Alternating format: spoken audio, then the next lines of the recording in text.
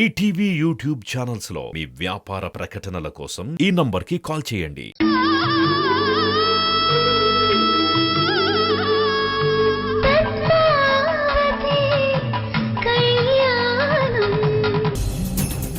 అసలు నిన్ను చూస్తుంటేనే నాకేదోలా ఉంది.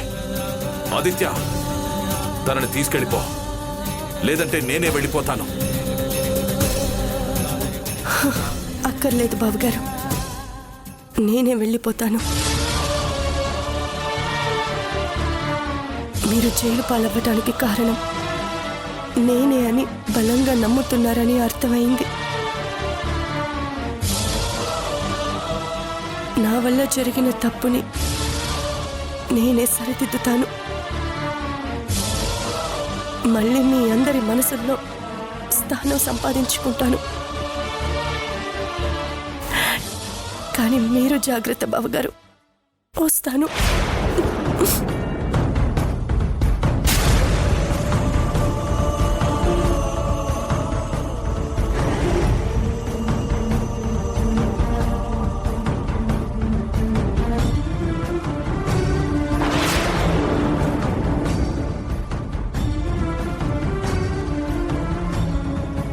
నీ భార్యను వెళ్ళమన్నందుకు కోపం వస్తుందా?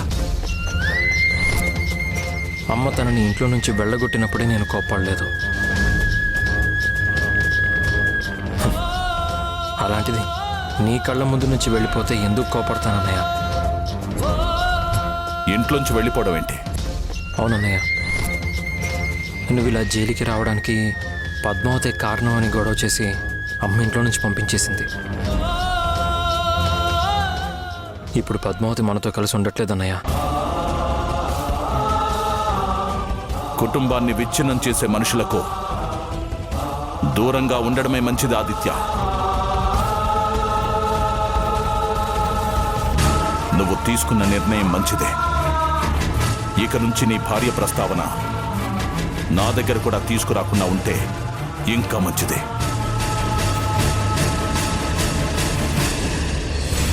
మీకు ఇష్టం లేని పని ఎప్పుడూ చేయలేదు కదన్నయ్య. ఇంకిప్పుడు మాత్రం ఎలా చేస్తాను? ఇంతకీ మీ అమ్మ ఎలా ఉంది? నీ గురించి ఆలోచిస్తూ బాధపడుతుంది. మిమ్మల్ని చూడాలి అంటుంది. వద్దాదిత్య, మహాలక్ష్మిని నా దగ్గరికి తీసుకురావద్దు. తను నన్ను చూస్తే తట్టుకోలేదు. అసలే తన ఆరోగ్యం బాలేదు. ఇలాంటి టైంలో తనని ఇంకా బాధ పెట్టడం అంత మంచిది కాదు ఆదిత్య. తను వస్తానని చెప్పినా ఏదో ఒకటి చెప్పి రాకుండా ఆపేసే. అలాగే అన్నయ్య, వస్తాను.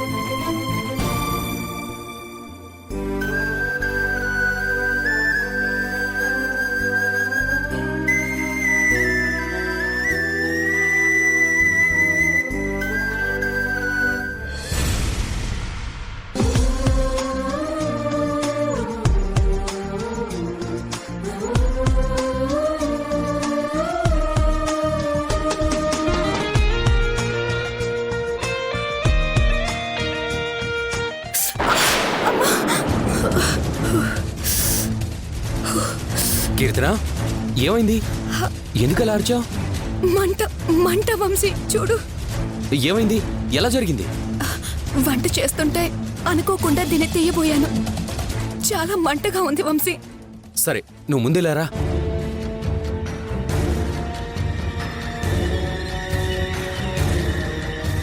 ఇలా కూర్చో. ఒక నిమిషం ఇక్కడే ఉండు.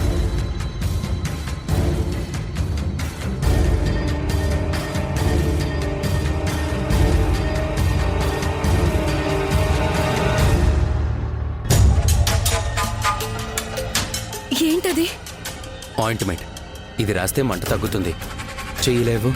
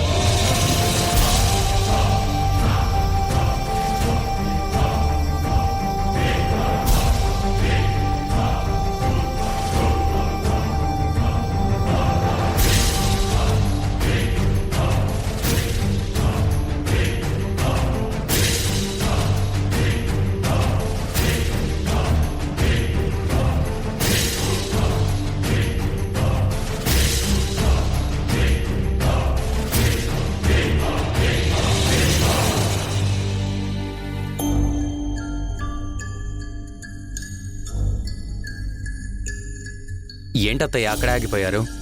లోపలికి రండి. కీర్తన, నువ్వు లోపలికి వెళ్ళి రెస్ట్ తీసుకో. అలాగే వంశీ.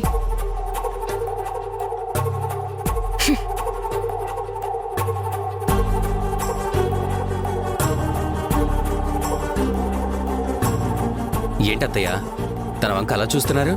తను ఎవరానా? తను కీర్తన అని నా కేర్ టేకర్. తను నీకు కేర్ టేకర్ అయితే మరి నువ్వు తనని కేర్ టేకర్గా చూసుకుంటున్నావేంటి? తను వంట చేస్తుంటే చెయ్యి కాల్చుకుంది, అందుకే ఆయింట్మెంట్ రాశాను. మరి ఈ విషయం నందినికి తెలుసా? తెలియాల్సిన అవసరం లేదు. అంటే తెలిస్తే గొడవలైపోతాయేమోనని.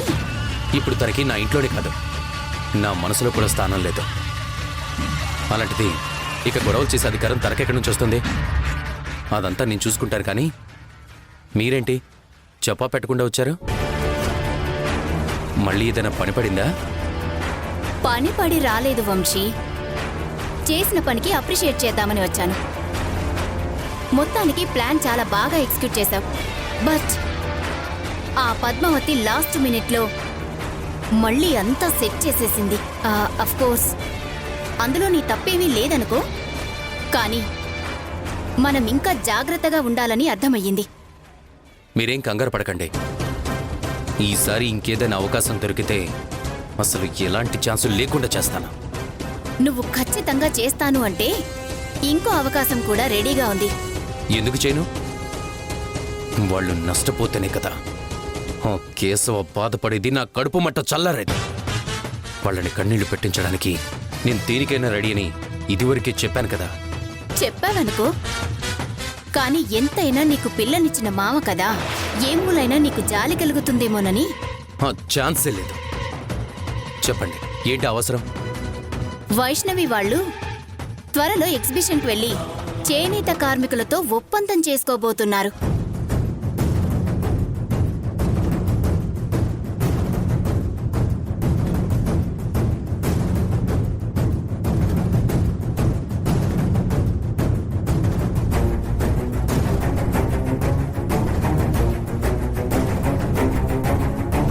వాళ్ళ ప్లాన్ సక్సెస్ అవ్వకుండా నువ్వు ప్లాన్ చేయాలి. మీరు ఇంకా విషయం గురించి మర్చిపోండి, ముందు డీటెయిల్స్ చెప్పండి. ఈవినింగ్ కల్లా నీ వాట్సాప్లో ఉంటుంది. వస్తాను. అలాగే.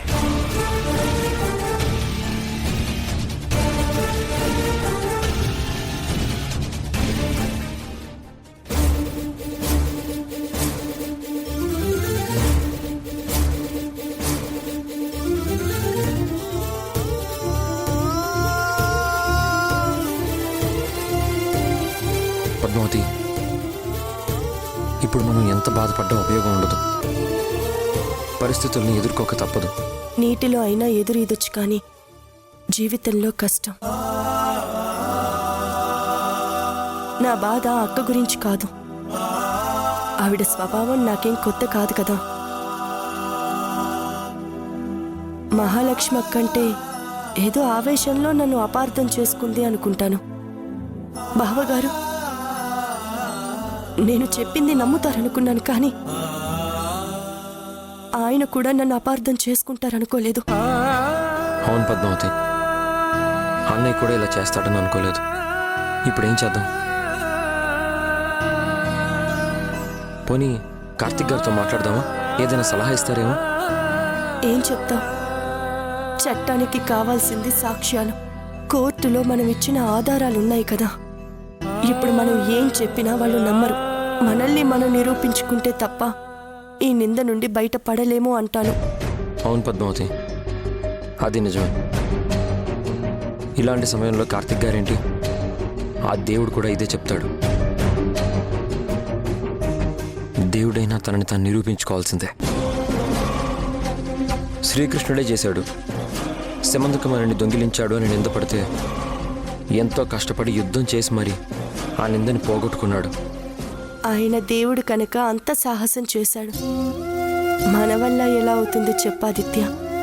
అవ్వాలి పద్మావతి, దాని గురించి ఆలోచిస్తున్నాను. ఏ చిన్న ఆధారం దొరికినా అంతా బయటికి లాగుతాను. ఏ చిన్న అవకాశం వచ్చినా నిరూపిస్తాను. చిన్న దారం దొరికినా ఆ ఆధారంతో లాగేస్తాను. ఆ ఆధారం అంటే గుర్తొచ్చింది. కార్తిక్ గారు ఏమన్నారంటే నేరస్తుడు ఎంత తెలివైన వాడైనా ఎక్కడో ఒక చిన్న తప్పు చేసి దొరికిపోతాడు, ఎలాగైనా ఆ తప్పుని వెతికి పట్టుకోవాలి అన్నారు. నేను నా సాయశక్తిలా ప్రయత్నిస్తాను. ఈలోగా మీరు లాయర్ గారితో మాట్లాడి కేశవ్ గారిని బెయిల్ మీద బయటికి తీసుకురండి అన్నారు. అవును, ఆయన చెప్పింది కరెక్టే. అసలు ఈ సమయంలో కార్తిక్ గారి సహాయం వల్లే ఈ మాత్రమైనా ఉన్నాం, లేకపోతే ఈ పాటికే శిక్షలు పడేవి. అవును, చంద్రాని కూడా మనం చెప్పినట్టే ఎవరికీ తెలియకుండా హాస్పిటల్ నుంచి షిఫ్ట్ చేసి స్పెషలిస్ట్ డాక్టర్తో ట్రీట్మెంట్ చేయిస్తున్నారు కదా. నిజంగా ఆయన రుణం తీర్చుకోలేనిది.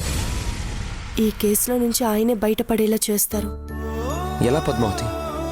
సాక్ష్యం లేకుండా చట్టం కూడా ఏం చేయలేదు కదా పద్మావతి. ఆ సాక్ష్యాలు కూడా ఆయనే సంపాదిస్తానన్నారు. ఏ చిన్న క్లూ దొరికినా మనకి ఫోన్ చేస్తాను అని చెప్పారు. అలాగే మనకి ఏ చిన్న అనుమానం వచ్చినా ఆయన్ని కలవమన్నారు. సరే, మనం బయలుదేరదామా? ఎక్కడికి? ఇంటికి. ఏ ఇంటికి? మన ఇంటికి. అది మనిల్లు కాదు, మహాలక్ష్మి నిలయం. అక్కడ ధనం ఉంటుంది కానీ అభిమానం ఉండదు, ఆవేశం ఉంటుంది కానీ ఆలోచన ఉండదు. రాయికి ప్రాణప్రతిష్ఠ చేస్తేనే దేవుడవుతాడు.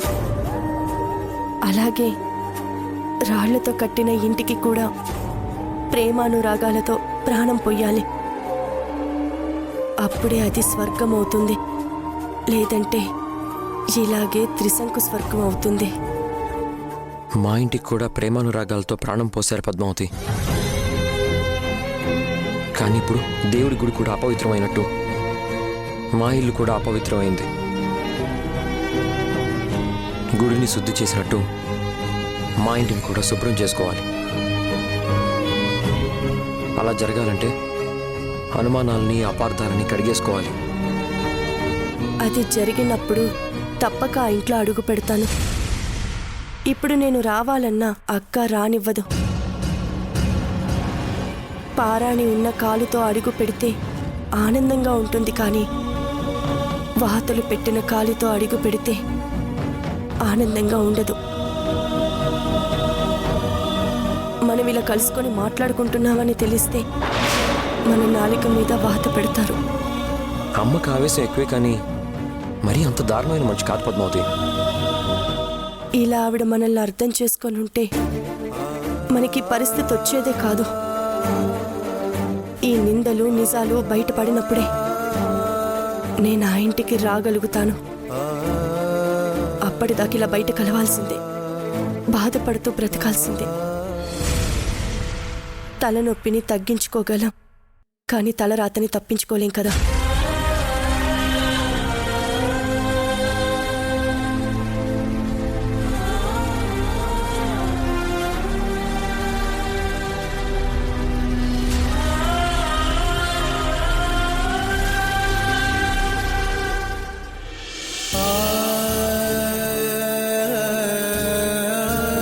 పద్మావతి చాలా తెలివిగా బావగారి మీదికి కేసు మళ్లించి ఆయన్ని జైలుకి వెళ్లేలా చేసింది.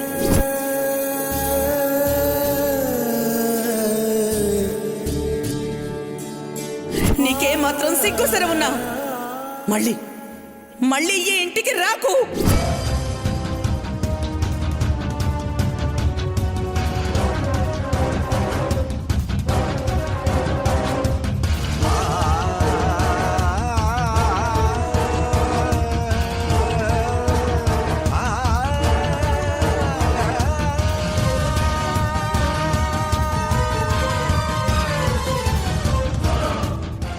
అక్కేంటి ఏదో తీక్షణంగా ఆలోచిస్తున్నట్టుంది. ఓ పని చేద్దాం, ఈ అవకాశాన్ని మనకి అనుకూలంగా మార్చుకుందాం. అప్పుడు ఆల్రెడీ సగం మన గ్రిప్పులో ఉన్న మహాలక్ష్మక్క పూర్తిగా మన గ్రిప్పులోకి వచ్చేస్తుంది.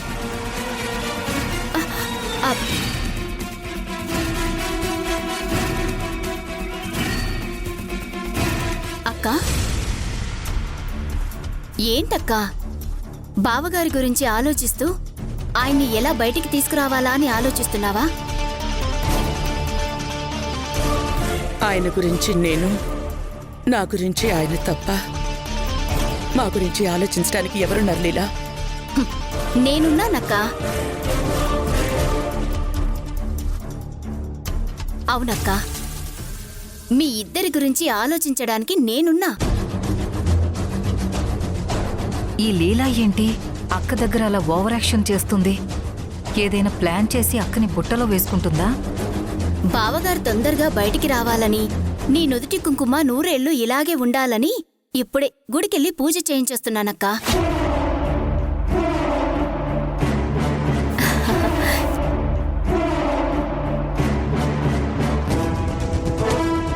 మా ఇద్దరి బాగు కోసం ఇంతలా ఆరాటపడుతున్న మొదటి కోడలివి నువ్వే లీలా. నా బాధని అర్థం చేసుకుని నాకండగా నిలబడుతున్నావు. మా కోసం పూజలు గుళ్ళు అంటూ తిరుగుతూ కష్టపడుతున్నావు. ఇంత మంచి మనిషిని ఇన్ని రోజులు అనవసరంగా అపార్థం చేసుకుని నేను తప్పు చేశాను. ఇప్పుడిప్పుడే ఈ ఇంట్లో ఏవి నీళ్ళో ఏవి పాలో తెలిసొస్తోంది. నువ్వు నా తోడుకోడలివి మాత్రమే కాదు లీలా, నాకు తోడబుట్టిన చెల్లెలివి. అలాంటిది నాకు కష్టం రాగానే తల్లడిల్లిపోతున్నావు. నేనే కాదక్కా, మనిషి విలువ బంధాల విలువ తెలిసిన ఎవ్వరైనా ఇలాగే తల్లడిల్లిపోతారు. అంతేగాని అమ్మా నాన్న లేని ఆ పద్మావతి లాంటి వాళ్లకు ఏం తెలుస్తుంది?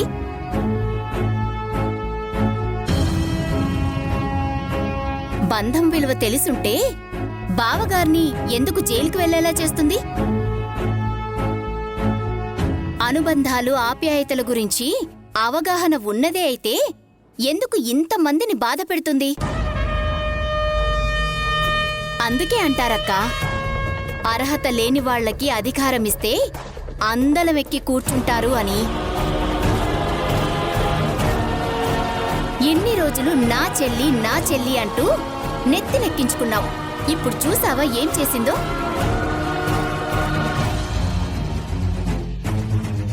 అందరూ నా వాళ్లే అనుకుని తప్పు చేశాను లీలా. అందుకే నాకు ఇలాంటి కష్టం వచ్చింది. నువ్వేం బాధపడకక్కా, బావగారు ఈ 40 ఊళ్ళకి పెద్దవారు. అవసరమైతే బావగారిని విడిపించడానికి అన్ని ఊర్ల జనాలని తీసుకెళ్లి కోర్టు ముందు ధర్నా చేస్తాను. ఏది ఏమైనా బావగారిని విడిపించి క్షేమంగా ఈ ఇంటికి తీసుకొస్తాను. నువ్వు ధైర్యంగా ఉండు. లేదు లీలా, ఆయన ఒక్కసారి కలవందే నేను ధైర్యంగా ఉండలేను. ఆదిత్య వస్తున్నానని చెప్పాడు. రాగానే ఒకసారి వెళ్ళి ఆయన్ని చూసొస్తాను.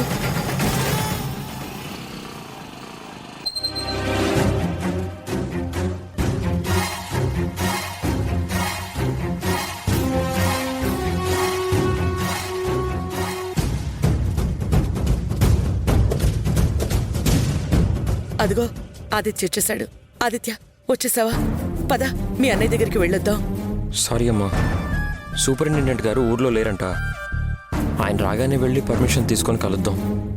అంటే ఇప్పుడు వెళ్ళడం కుదరదా? స్పెషల్ అపాయింట్మెంట్ ఉంటే మంచిది కదమ్మా. ఒక 2 రోజుల్లో ఆయన వస్తారంట. నువ్వు కొంచెం ఓపిక్గా ఉండు. ఆయన రాగానే వెళ్దాం.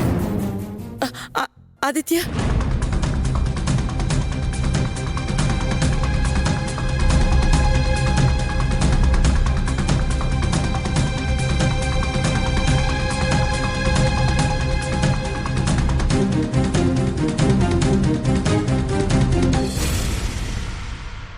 ఆదిత్య మనతో అబద్ధం చెప్పాడక్కా. అబద్ధమా? ఏం అబద్ధం చెప్పాడు? సూపరింటెండెంట్ జైల్లోనే ఉన్నాడంట. అంతేకాదక్కా, పద్మావతి ఆదిత్య వెళ్లి బావగారిని కూడా కలిశారంట. ఆదిత్య! ఆదిత్య! ఏంటమ్మా, ఏమైంది? నాతో ఎందుకు అబద్ధం చెప్పావు?